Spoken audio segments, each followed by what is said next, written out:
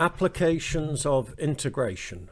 So in your test, there'll be a couple of questions which will be kind of engineering context kind of questions where you'll have to use integration to solve it.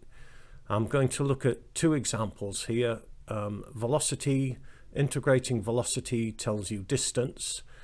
Integrating rate of flow tells you the amount which has flowed. So first of all, velocity.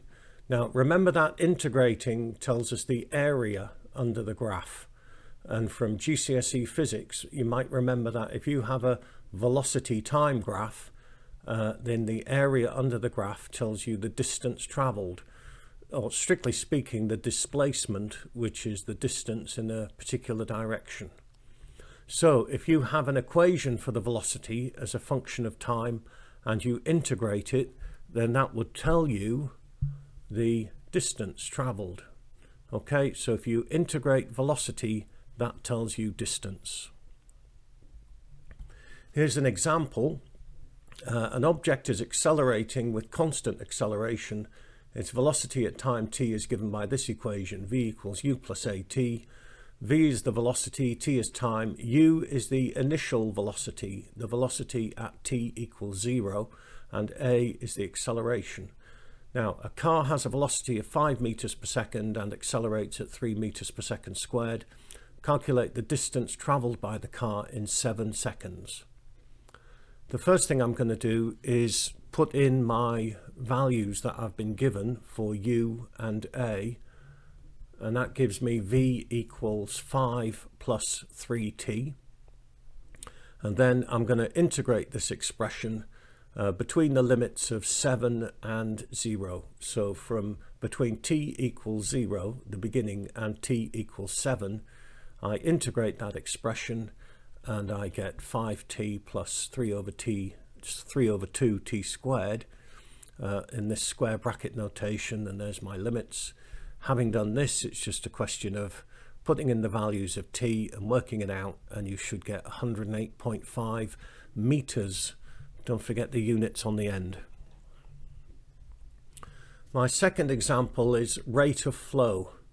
If you imagine a pipe with water flowing through it, then the rate of flow in meters cubed per second or kilograms per second, the rate of flow as a function of time, as a graph. Now, if it's not a constant rate of flow, looking at this, it's looking as though it's going down exponentially. However, if we had a graph of rate of flow against time, then the area under the graph would be the amount that has flowed in a certain time, the amount that has flowed between certain limits. Okay, if you integrate rate of flow, that tells you the amount in kilograms or liters or whatever that has flowed. Here's an example. Now, a fuel tank initially contains 500 kilograms of fuel. Somebody leaves a valve open and the fuel level in the tank falls exponentially with time. The rate of flow of fuel from the tank, I've called it R for rate of flow, in kilograms per second is given by this equation, and I recognize that as being an exponential decay. R equals 16.5 e to the minus 0.033 t. Calculate the initial rate of flow, calculate the rate of flow after 20 seconds, and then part C, calculate how much fuel has left the tank in 20 seconds, in other words, the amount.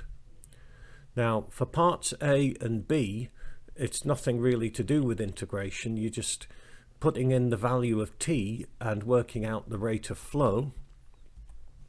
So for parts A and B, just put in the value of t, get the rates of flow there, 16.5 kilograms per second, 8.5 kilograms per second.